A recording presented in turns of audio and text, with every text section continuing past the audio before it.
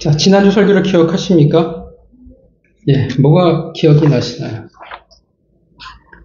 그리스도인의 힘은 하나님을 아는 지식입니다. 하나님을 아는 것. 다윗의 힘은 뭐였냐면 세상이 아니라 노트구와 갑옷과 칼이 아니라 하나님을 아는 것이었습니다. 그러니까 모든 하나님의 백성, 그리스도인들의 힘은 어디에서 오냐면 하나님이라는 것입니다. 하나님을 아는 것이 우리의 힘이에요. 다윗은 하나님을 알고 있기에 세상의 방법을 거부했습니다. 그래서 사울의 투구와 갑옷과 칼로 나아가지 않았어요. 하나님을 아니까 믿음이 있는 것이고 그리고 그 믿음대로 순종하며 살아가는 겁니다. 하나님을 모르면 어떻게 해요? 믿음이라는 것이 올바로 있을 수 없다라는 겁니다. 오늘날 기독교의 실패는 하나님을 아는 것이 아니라 세상을 살아가는 힘으로 선택해버린 결과입니다. 세상을 세상으로 이기려고 한다라는 겁니다. 악한 세상을 이길 수 있는 방법은 하나밖에 없어요. 우리가 더 악해지는 것밖에는 방법이 없습니다. 그러니까 어떻게 되어지냐 하면 구분이 되질 않아요. 하나님은 우리를 거룩한 백성이라고 얘기했습니다. 거룩은 뭐냐 하면 진짜 뭐 우리가 앉아서 경건하게 예배를 드린다 그 개념이 아니라 구별이에요. 분별된다라는 거예요. 그 거룩한 백성으로 이 세상과 우리를 구별해 놓으셨는데 우리가 세상과 똑같은 방법으로 살아가니까 도저히 이 세상에서 구별이 안 가요. 하나님을 믿는 자인지 아닌지 모르겠다라는 거예요. 똑같은 방식으로 살아가니까 이 세상을 이길 수 없다라는 겁니다. 우리는 알아요. 예수 그리스도께서 어떻게 이 세상을 이기셨습니까? 하나님을 아니까 세상과 다르게 십자가의 순종함으로 승리하셨어요. 사도들이 어떻게 세상을 이겼습니까? 예수 그리스도를 아니까 세상과 달리 죽기까지 어떻게 해요? 복음과 교회를 세우는데 그들이 순종했습니다. 하나님을 알아야 하나님은 우리에게 주신 돈, 물질, 시간을 원하시는 대로 사용할 수 있어요. 아니면 그냥 내 마음대로 하나님의 것을 낭비할 수밖에 없습니다. 한 주간 하나님을 알아가는 지식이 여러분들에게 있기를 바랍니다. 그렇게 살아계신 하나님이 여러분들을 통해 또 누군가에게 알아갈 수 있는 은혜가 되어졌기를 바랍니다. 자, 오늘은 저번 주와 또 동일한 본문입니다. 그래서 우려가 있어서 제가 한 말씀 드리고 설교를 하려고 합니다. 이게 똑같은 본문을 가지고 설교한다는 게 좀 부담이거든요. 저번에 우리 나가셨던 분 중에서 어떤 이야기를 들었냐면 한 장을 가지고 한 3번을 설교했나 봐요. 그리고 이제 목사님 설교를 날로 먹는다고 하고 나가더라고요. 그래서 되게 놀랐어요. 이걸 날로 먹는다고 보는구나, 설교를. 그래서 우리 업계에서는 똑같은 본문을 가지고 반복해서 설교하면 그건 실력이라고 저희는 봅니다. 근데 이렇게 생각하는 사람이 있을 수 있구나라는 것을 되게 놀라웠어요. 제가 똑같은 본문을 가지고 오늘 설교하는 거는 날로 먹는 게 아니라는 사실들을 여러분들이 꼭 기억해 주셨으면 좋겠습니다. 자, 믿어주시는 거죠? 네. 자, 아마도 저번 주와 오늘 본문의 설교는 이어지는 설교라고 여러분들이 생각하시면 될 것 같습니다. 저의 질문은 사실 되게 뚱딴지 같은 데서 시작을 했어요. 왜 다윗은 갑옷과 노트구를 입지 않았을까? 왜 다윗은 골리앗에게 달려갈 수 있었을까? 왜 다윗은 돌 5개만을 집었을까? 굳이 성경도 그냥 돌을 집었어라고 표현하면 될 텐데 왜 굳이 5개라고 표현하고 있었을까? 본문을 보면 다윗은 물맷돌을 정말 잘 던져요. 그런데 만약에 다윗이 물맷돌을 잘 던지지 못하는 사람이었다고 하면 오늘 본문은 어떻게 되었을까? 과연 골리앗과 싸워서 승리할 수 있었을까? 라는 질문에서 제가 오늘 본문을 고민하기 시작했습니다. 그러면서 이런 생각도 해봤어요. 나 같았으면 어떻게 했을까? 물론 당연히 저 같으면 사실 골리앗과 저는 싸울 자신이 전혀 없습니다. 싫지만 하나님의 명령에서 어쩌고 저쩌고 해서 골리앗과 마주하게 된다면 분명히 몸에는 익숙하지 않지만 저는 불편해도 갑옷을 입고 노트구를 쓰고 싶었을 겁니다. 그래도 맨몸으로 골리앗과 맞짱을 뜨기보다는 왠지 투구 너머로 골리앗을 바라보는 게 심리적으로 굉장히 안정적일 거라 생각하기 때문에 그렇습니다. 그리고 냇가로 내려가서 돌을 집겠죠. 왜냐하면 가진 무기가 물매밖에 없으니까. 사실 칼을 가지고 골리앗과 맞서 싸운다는 건 미친 짓이죠. 있으나 마나일 것이고 그나마 멀리 떨어져서 싸우는 게 조금이라도 살 수 있는 확률이 높아질 테니까요. 정한되면 열심히 도망쳐버리면 되고요. 자, 그런데 몇 개를 챙길까? 나 같으면 돌을 몇 개를 챙길까라고 생각을 해봤어요. 여러분은 몇 개의 돌을 챙기시겠습니까? 몇 개를 챙기시겠어요? 믿음의 분량대로? 혹시 하나라고 생각하시는 분 계십니까? 저는 어차피 가방을 메고 있잖아요. 다윗은 분명 가방을 메고 있다고 표현하거든요. 저는 그 가방을 돌로 다 채웠을 거예요. 왜냐하면 물맷돌 던지다가 돌이 떨어져 버리면 안 되잖아요. 그리고 48절에 나온 것처럼 골리앗을 향하여 빨리 달려가기보다는 저는 거리를 두고 싸웠을 거예요. 왜냐하면 원거리 무기잖아요. 원거리 무기인데 이거는 투척하는 무기인데 가까운 거리 싸우면 되게 위험하잖아요. 아니면 저는 골리앗 주변을 빙빙 돌았을 것 같습니다. 물론 따지고 보면 다윗의 방법이 가장 좋아요.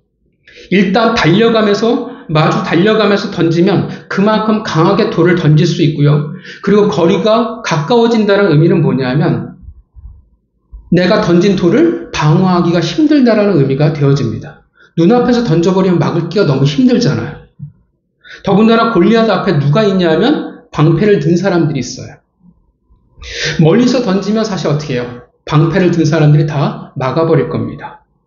가까이서 강하고 빠르게 던지면 막기 쉽지가 않을 겁니다. 그런데 그만큼 죽을 확률도 커지겠죠. 더군다나 가까이 가가지고 돌을 던진다는 것은 그만큼 배짱을 필요로 한다는 것입니다.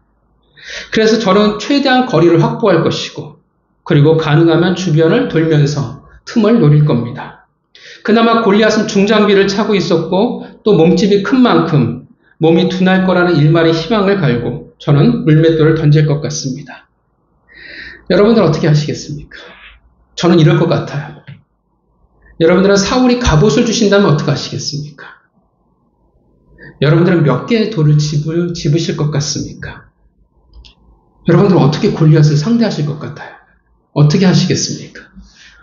나는 다윗처럼 할 거다라고 하시는 분 혹시 계십니까?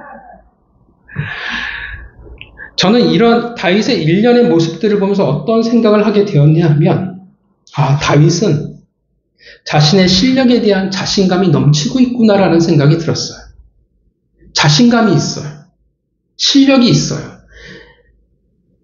익숙하지 않지만 자신감이 있으니까 어떻게 해요? 갑옷을 마다하고 맨몸으로 골리앗을 마주할 수 있었다라는 것입니다.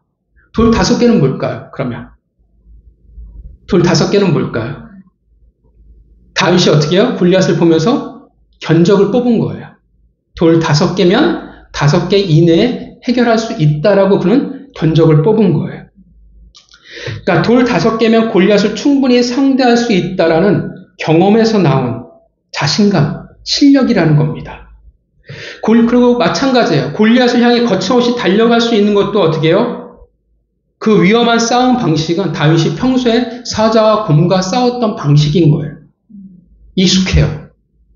실력이고 그 실력을 가지고 있기에 자신감을 가지고 있다는 것입니다. 그러니까 뭘 보여주고 있냐 하면 물맷돌 5개도 골리앗을 향해 달려간 것도 갑옷을 입지 않은 것도 다 뭡니까? 자신감이에요. 왜 자신감이 있어요? 내가 실력을 가지고 있다라는 겁니다. 자신의 실력에 대한 자신감을 가지고 있었습니다. 그러면서 이제 이런 질문도 던져본 거예요. 만약에 다윗이 실력이 없었으면 어떻게 됐을까? 물맷돌을 던져서 백발백중이 아니라 100발을 던지면 다 실패해버리는 그 정도의 실력을 가진 자라면 하나님이 어떻게 하셨을까? 다윗과 골리앗은 싸우게 되었을까?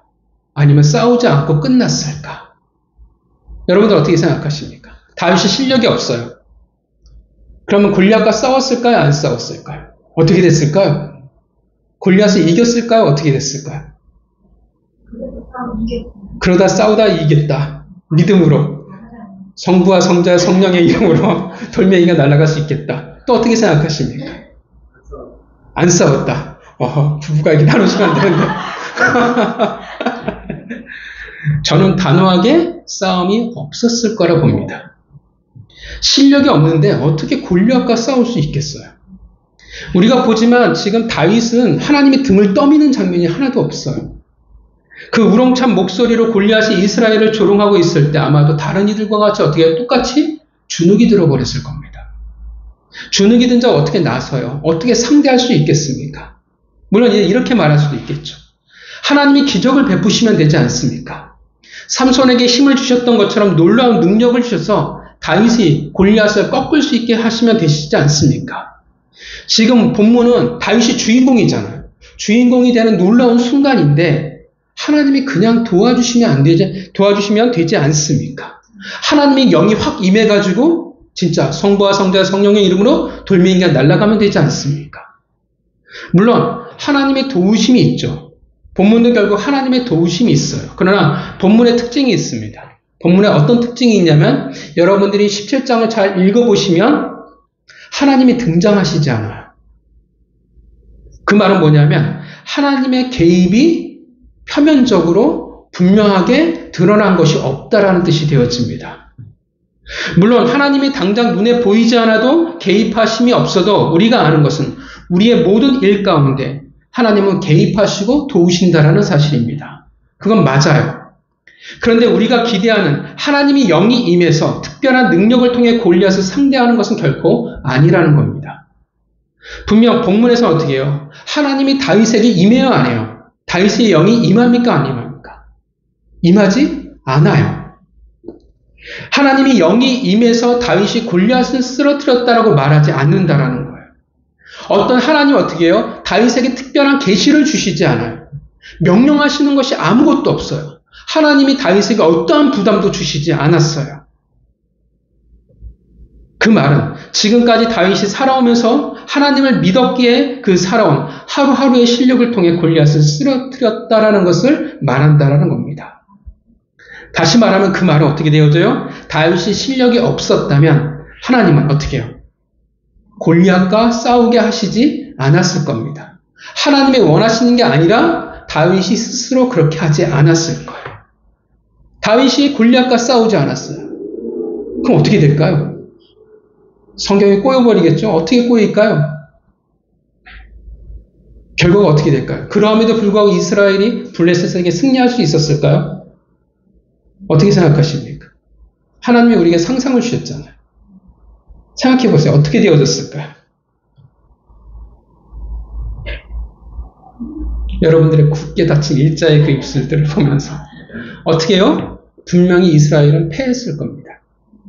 골리앗에게 이길 용사가 없어요. 하필 왜인지 모르지만 그 용맹한 요나단도 지금 이스라엘에게 어떻게 해요? 없어요. 언급하지 않는다라는 겁니다. 적어도 전쟁은 불리하게 돌아갔을 것이고 블레셋에게 상당한 영토를 빼앗겼을 것입니다. 물론 그래도 기대할 만한 사람은 요나단이 있었겠죠. 왜 중요한 전쟁에 그가 없었는지는 모르지만 아마도 다윗이 하지 않았다면 최후의 보루 같은 그 사람이 있었을 거라 생각을 합니다. 블레셋의 영향력이 강해지면 지금 이 전쟁이 벌어지는 지역이 어디냐면 유다 지파의 땅이에요.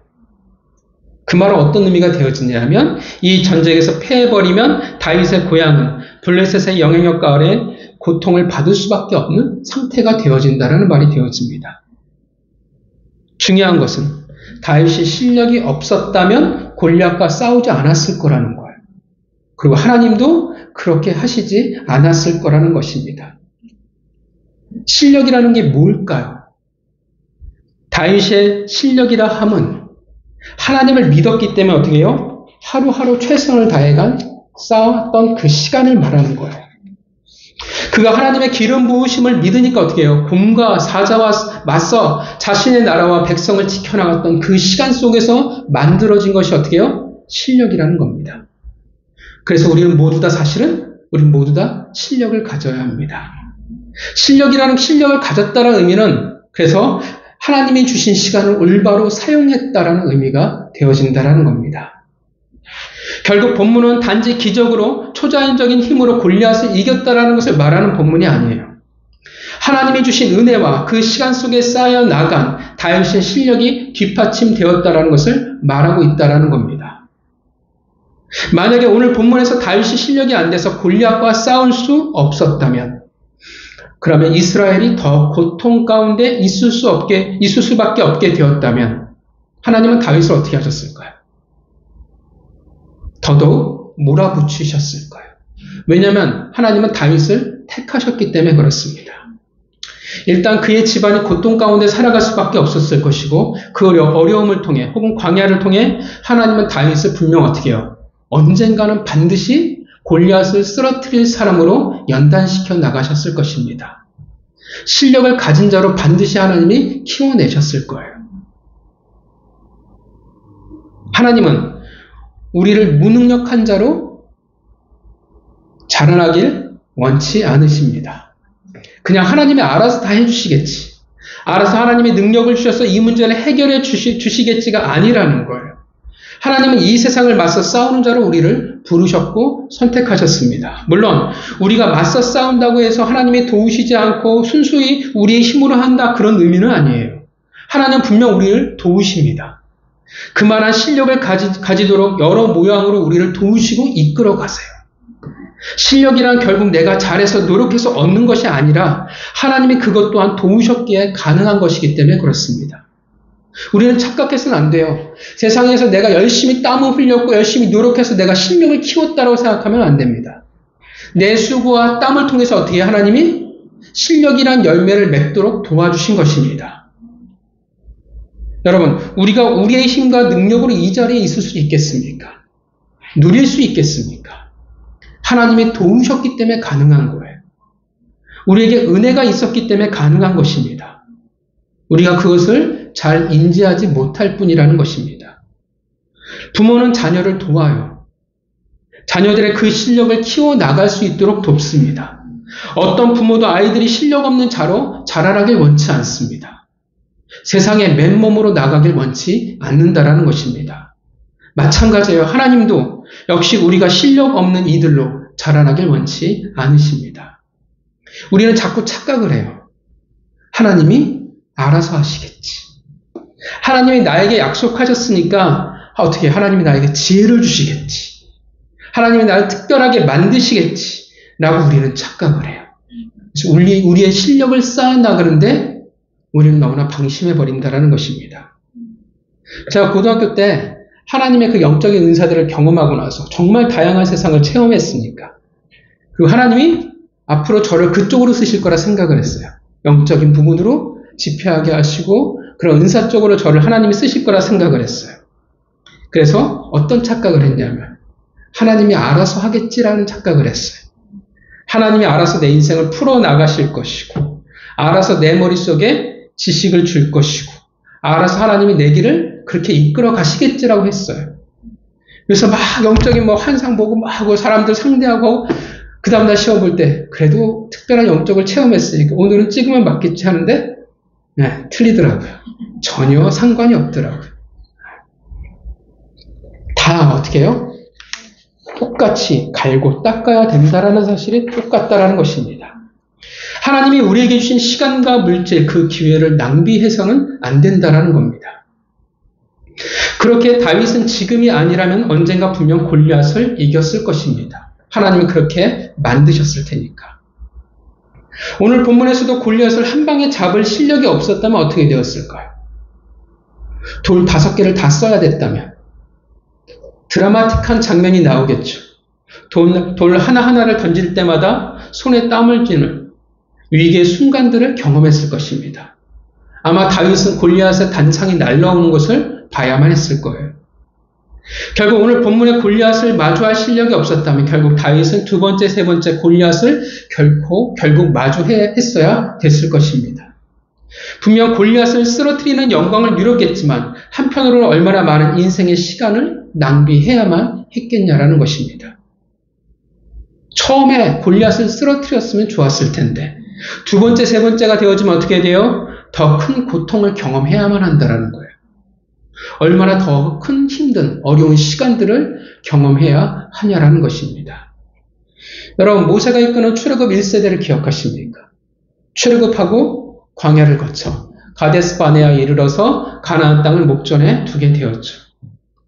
하나님은 분명 뭐라고 약속하셨냐면 가나안 땅은 누구의 것이냐면 이스라엘 백성의 것이었습니다.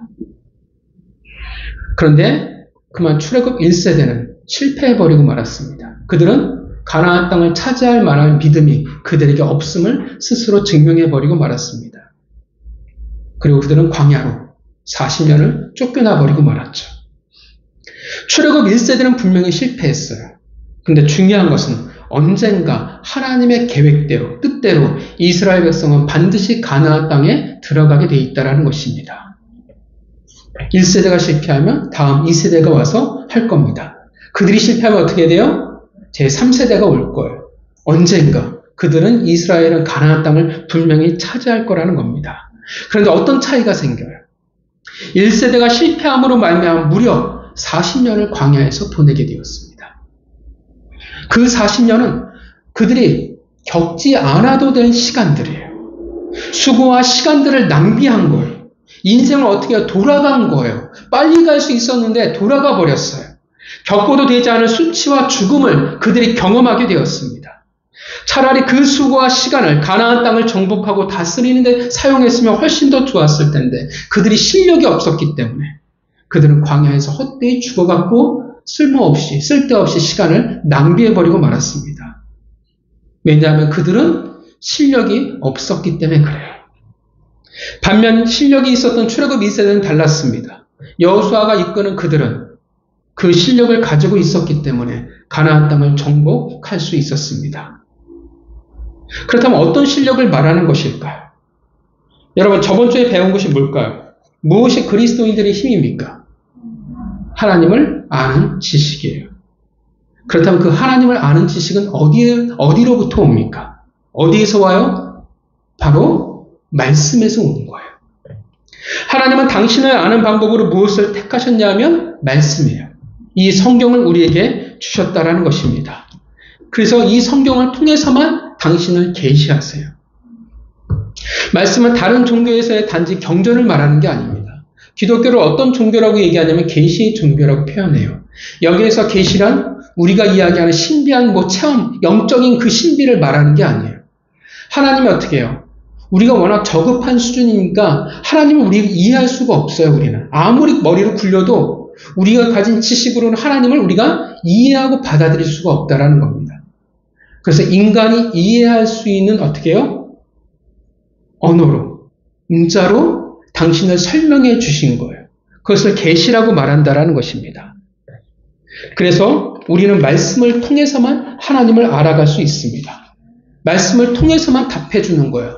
그래서 쓸모없는 질문들에 대해서 우리는 답할 수가 없어요. 예수 그리스도가 우리나라에 예수님이 오시기 전에 복음이 오기 전에 이순신장은 죽으면 천국에 갑니까? 지옥에 갑니까? 그런 질문들을 받잖아요. 실제로 그런 질문들을 받거든요. 답할 수 있어요? 없어요?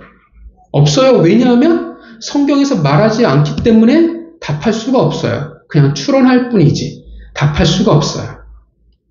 말씀을 통해서만 하나님을 이해할 수 있게 하나님이 하셨다라는 겁니다. 우리는 오직 그래서 말씀을 통해서 하나님을 알아가야만 한다라는 것입니다. 물론 어떤 이들이 이렇게 말할 수도 있어요. 기적이 있지 않습니까? 체험이 있지 않습니까? 그것을 통해 우리가 하나님을 경험하고 알 수 있지 않습니까? 네, 물론 그럴 수도 있어요. 그런데 그것은 매우 제한적이고 매우 주관적입니다. 물론 체험이라는 것은 굉장히 중요해요.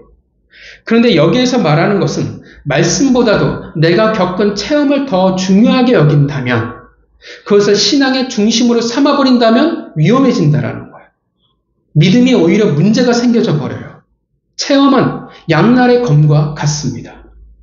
어떤 일에도 흔들리지 않는 견고한 기준이 되어질 수 있지만, 그런데 그것이 말씀의 근거가 없다면 오히려 공동체가 연합하는데 가시가 되어져 버립니다. 대부분의 경험이라는 것, 체험이라는 것은 주관적인 것이 될 가능성이 커요. 하나님이 내가 이해할 수 있는 방법, 내 상태, 내 수준으로 하나님이 가르치시고 알게 하신 것일 수가 있다는 겁니다. 그래서 가끔 천국에 갔다 왔다고 하신 분들의 간증을 들어보면 저는 이해가 안 가요. 왜냐하면 저는 왜 받아들일 수가 없냐 하면 말씀과 상관이 없어요. 천국을 어떤 개념으로 똑같이 그들이 설명을 하냐면 대부분이 이 세상과 똑같은 개념으로 설명해버려요. 그러면 진짜일까요? 하나님 분명 이 세상과 하나님의 나라는 다르다라고 했는데, 그래서 대부분의 저는 천국을 갔다 왔다고 간증하시는 분들의 말씀을 안 믿어요. 왜냐하면 말씀과 성경이 말하는 개념과 다른 개념으로 가버리는데 그것을 어떻게 믿겠냐라는 거예요. 저는 하나님이 그렇게 말씀하고 보여주신 것은 그분들을 위해서 하나님이 그분들이 이해할 수 있는 방법으로 하나님의 나라를 가르친 거라고 생각을 합니다. 그런데 문제는 그 체험이 전부고 이 체험이 옳다라고 생각할 때 문제가 생기는 거예요. 그래서 어떤 일이 벌어지냐면 말씀조차 안 받아들여요. 내가 경험했으니까, 내가 체험했으니까 이건 무조건 옳은 거예요. 내 방법, 내가 체험을 통해 깨달은 이것만이 진리로 생각하는 것은 안 된다라는 것입니다. 또 문제는 뭐냐면 이것을 지극히 주관적인 것을 일반화시켜버려요. 하나님이 내게 특별하게 말씀하신 것, 경험하게 하신 것, 그래서 내게 주어진 특별한 나만의 경험인데 교회 공동체의 절대적인 기준처럼 얘기해버려요. 더 나아가 하나님이 세우신 사역자의 권위까지 무시해버립니다. 이런 일들이 굉장히 실제로 많이 일어났죠. 그래서 교회에서 은사라고 하면 학을 떼는 이유 중에 하나가 이런 문제 때문에 그렇습니다. 말씀이 먼저여야 돼요. 말씀이 근거가 되어야 되는데 체험이 근거가 되어버리면 잘못된 신앙이 될 가능성이 크다라는 것입니다. 오히려 그 체험이 한 몸과 연합이라는 하나님의 뜻과 상관없는 모습이 될 가능성이 매우 커져버립니다.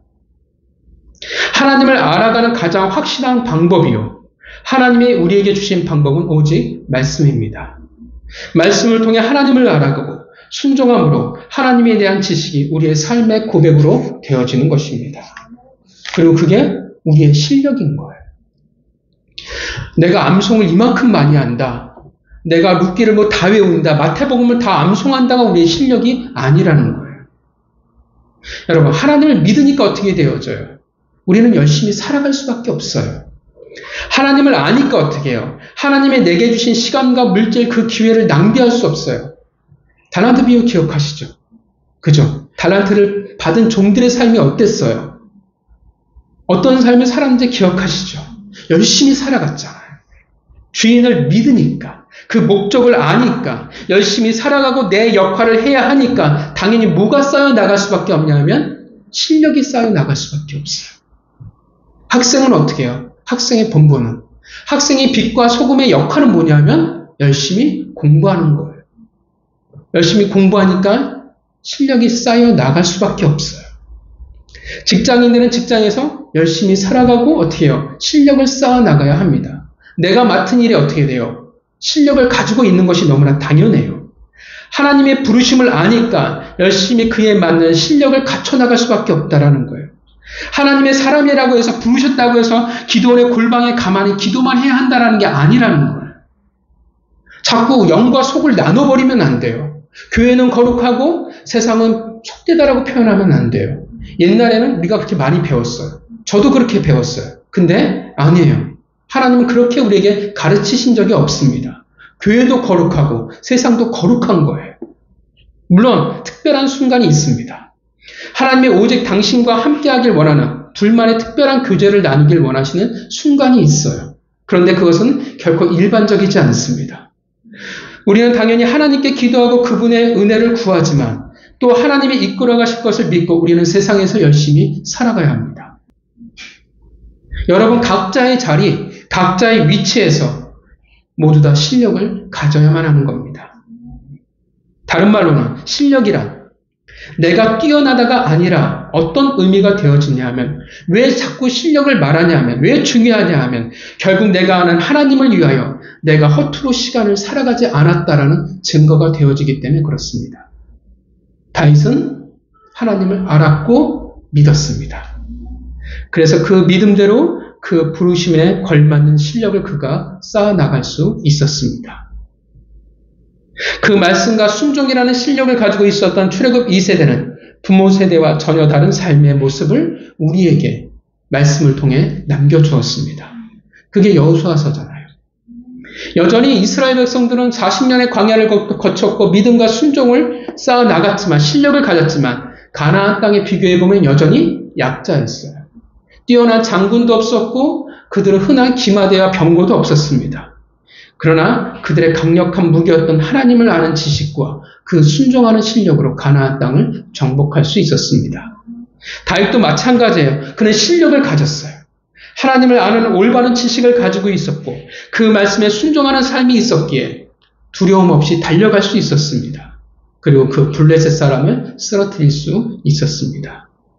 실력은 평소에 살아가는 그 삶 속에 있어야 합니다.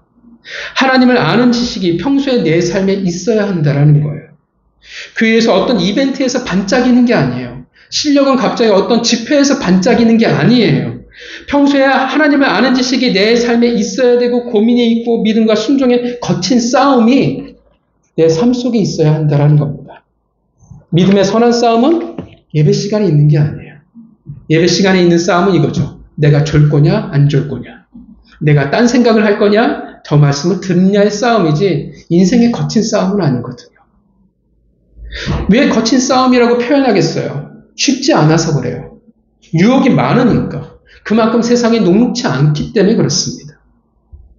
그러나 한 번이라도 그 싸움을 하는 자들이 실력을 가지게 되는 겁니다. 여러분 다윗을 보세요. 갑옷이 아니라 평소의 모습으로 나아가잖아요. 그냥 평범한 목자의 모습이에요. 스페셜한 게 없어요.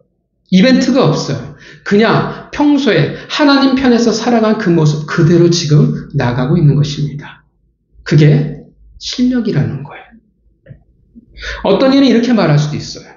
말씀은 사역자들만 알면 되지 않습니까? 라고 말하는 것들을 참 많이 들었어요. 훈련해야 되지 않습니까? 말씀을 알아야 되지 않겠습니까? 라고 할 때 긍정적인 답보다는 부정적인 답이 훨씬 더 많습니다. 물론 말씀은 사역자들만 열심히 공부하고 알고 그것을 성도들한테 설교하면 되지 않겠습니까? 라고 말할 수도 있어요. 근데 그건 착각이에요. 그렇게 말하고 그렇게 생각하기 때문에 문제가 생겨버립니다. 말씀은 사역자의 영역이 아니라 부르심을 받은 모든 그리스도인들이 가지고 살아가야 할 영역이고 실력입니다. 가장 우리의 신앙의 기본이에요. 성도들이 말씀을 알아가는 것에 무지할 때 어떤 일들이 생길까요? 관심이 없어요, 성도들이. 그럼 어떤 일들이 생기기 시작할까요? 말씀을 사역자의 영역으로 넘겨버려요. 목사님만 열심히 하시면 되겠지.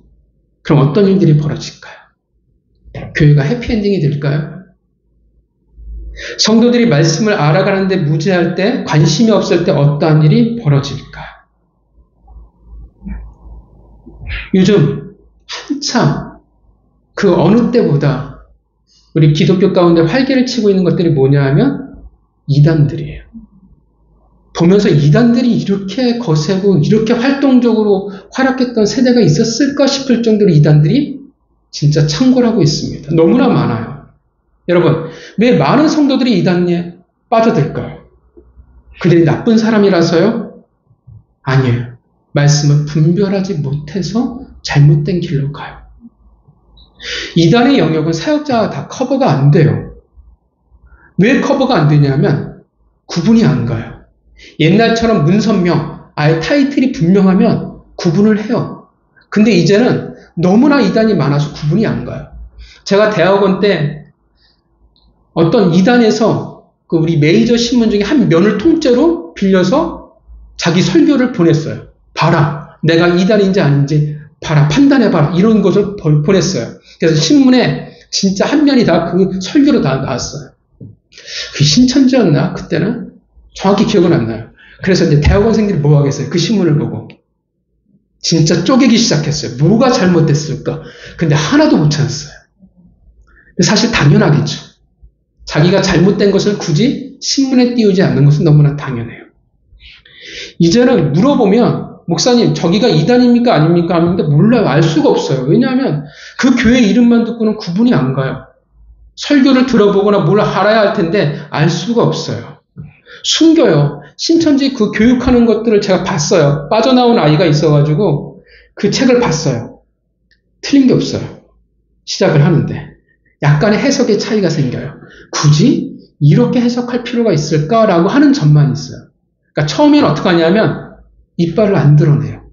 훨씬 더 많은 공부를 한 다음에 본격적으로 자신의 정체를 드러내요. 그러니까 목회자들이 구분할 수가 없어요. 그래서 여러분, 다른 교회에서 성경을 배우자고 하면 안 배우시는 게 진리입니다. 숨기는데 알 수가 없어요. 이건 성도들이 알아야 할 영역들이 너무나 많다라는 겁니다. 자기가 이단위에 다니는지도 모르는 사람들도 되게 많아요. 여러분, 중세 암흑시대의 특징이 뭔지 아십니까?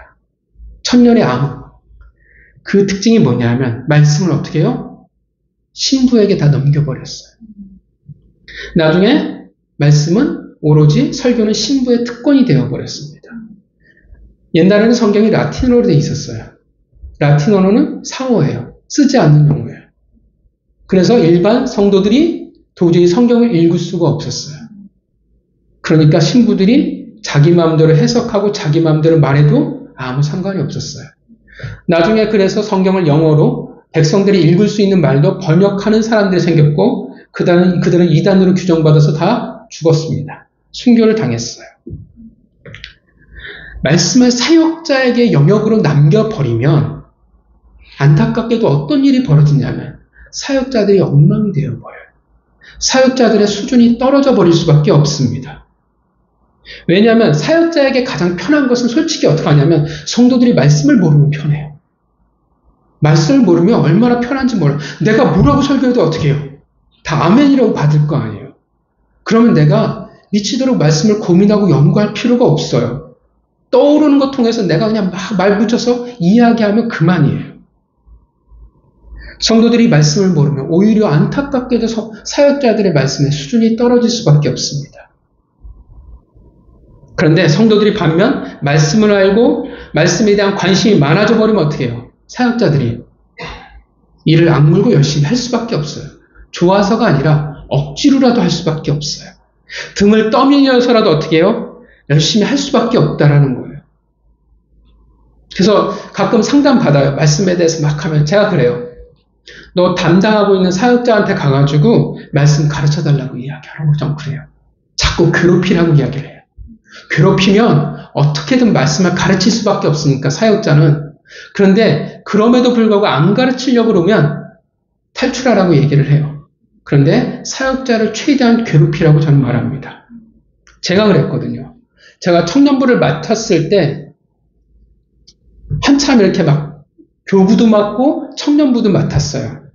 교구도 맡고 청년부도 맡았다는 뜻은 뭐냐면 저희 업계에서는 집에 퇴근을 못한다는 뜻이 되어집니다. 진짜 일이 너무나 많았어요. 근데 청년들이 와가지고 저한테 말씀을 가르쳐달라고 했어요. 근데 아무리 생각해도 시간이 안 나요. 너무나 바빴어요. 그래서 그냥 내가 시간이 되면 나중에 기회가 되면 어떻게 해볼게 라고 말하고 반년을 그렇게 보냈어요. 어떤 한 청년이 와서 얘기를 하더라고요. 목사님, 저 말씀을 너무 배우고 싶었는데 저 어디 가서 말씀을 좀 배우려고 합니다. 허락해 주세요라고 얘기하더라고요. 가만히 듣고 있는데 이건 지금 하나님이 나에게 이야기하는 거구나. 경고구나. 네가 가르쳐야 된다라는 메시지구나. 네가 밤을 새든 죽든 어떻게든지 가르치라는 하나님의 뜻이구나. 사실 그 전에 말씀을 가르쳐 본 적은 없거든요.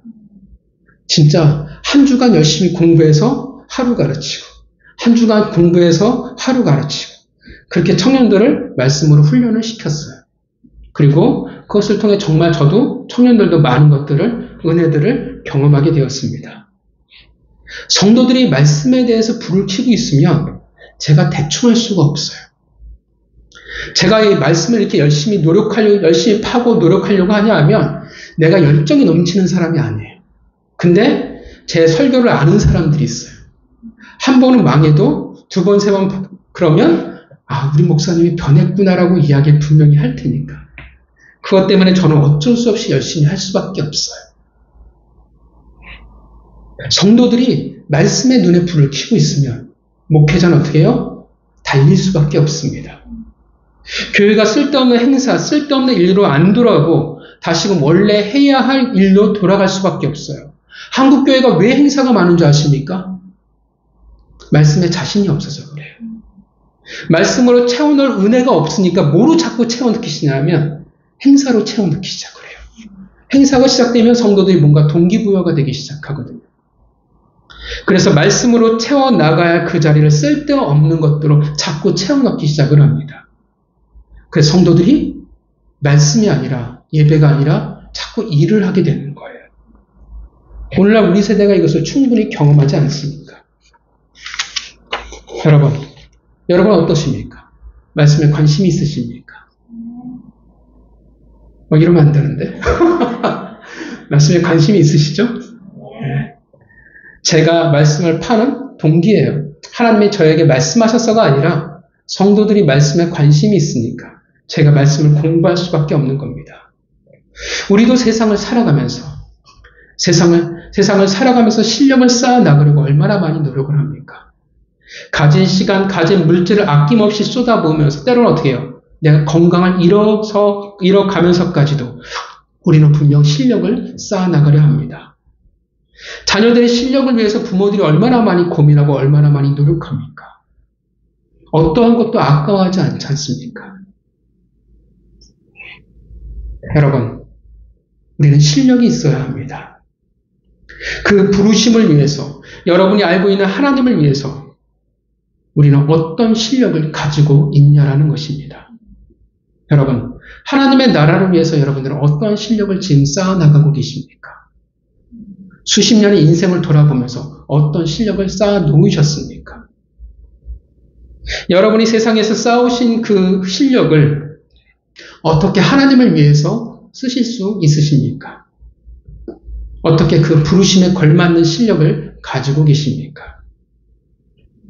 가장 우리에게 중요한 실력은 하나님을 아는 거예요. 그렇게 우리는 반드시 말씀을 알아야 합니다. 그리고 그 말씀에 순종하는 삶이 우리에게 있어야 합니다. 우리에게 그런 기회들이 있으면 우리가 수련회도 다시 할 수 있고 사경에도 말씀을 훈련할 수 있는 기회들이 우리에게 있었으면 좋겠습니다. 그런 기회가 있으면 여러분 열심히 하세요. 열심히 참여하세요. 말씀에 우리는 관심을 가지세요. 말씀에 열심을 가지세요. 우리 교회가 뭐가 있겠습니까? 어떤 행사가 있겠습니까? 오히려 우리는 말씀에 집중할 수 있는 좋은 여건을 가지고 있지 않습니까? 하나님이 내게 말씀을 훈련할 수 있는 기회가 주신다면 이런저런 핑계를 대지 마시고 빠져나가지 마시고 같이 참여하세요. 자라나세요. 우리의 꿈은 말씀과 순종입니다. 우리 교회가 그런 실력을 쌓아나갈 수 있는 곳이 되기를 바랍니다. 착각하면 안 돼요. 내가 교회에 연차가 있으니까, 직분이 있으니까, 소위 말하는 짬밥이 있으니까 나는 하나님의 말씀을, 하나님의 아는 지식이 늘어날 거라는 착각을 해서는 안 됩니다. 여러분, 교회 20년, 30년 돼도 말씀을 모르는 사람 훨씬 더 많아요. 많은 기회가 있었을 것이 유리했겠지만, 그러나 그것이 꼭 실력으로 연결되어지지는 않는다라는 것입니다. 하나님을 알아가세요. 성도 여러분, 말씀의 실력을 쌓아나가시기를 바랍니다. 그리고 그 말씀의 부르심대로 이 세상에서 동일한 실력을 만들어 가시기를 바랍니다. 내가 음악을 잘하고 하나님의 음악으로 하나님이 쓰시길 원하면 내가 음악적으로 실력을 쌓아나가야 돼요. 미술이면 미술대로 나는 누구보다도 돈을 잘 버는 실력을 가지고 있어. 대단한 은사죠. 그죠? 여러분 모두에게 그런 은사가 있기를 바랍니다. 그러면 그 실력대로 나는 실력을 쌓아나가야 돼요. 나는 기술. 그러면 그 실력대로 어떻게 돼요? 그 기술을 가진 내 실력이 있어야 한다는 것입니다. 하나님의 말씀과 그 부르심대로 이 세상에 실력을 가진 자들이 우리는 되어야 합니다. 그래서 나는 어떻게 해요? 골리앗과 싸울 때 난 돌 3개면 돼. 난 돌 4개면 돼. 난 필요 없어. 원샷 원킬이야. 그런 실력, 견적을 낼 수 있는 실력이 우리에게 있기를 바랍니다. 당당하게 돌을 집어들고 골리앗 앞을 향해 달려나갈 수 있는 실력이 있는 자가 되기를 바랍니다. 하나님의 말씀을 아는 실력을 가지고 있기에 부르심대로 세상에서의 실력을 가진 성도가 되기를 바랍니다. 여러분, 실력을 가집시다. 대학에 가는 게 아니라 하나님의 나라에 정말 우리 일꾼이 되었으면 좋겠어요. 실력은 다시 한번 말하지만 하나님의 말씀대로 이 세상에서의 시간과 물질과 기회를 낭비하지 않았다라는 증거입니다. 한 주간 여러분 모두가 실력 있는 성도가 되시기를 바랍니다. 하나님의 말씀의 실력을 가진 이 땅의 다윗이 되어지기를 주님의 이름으로 축원합니다. 기도하겠습니다.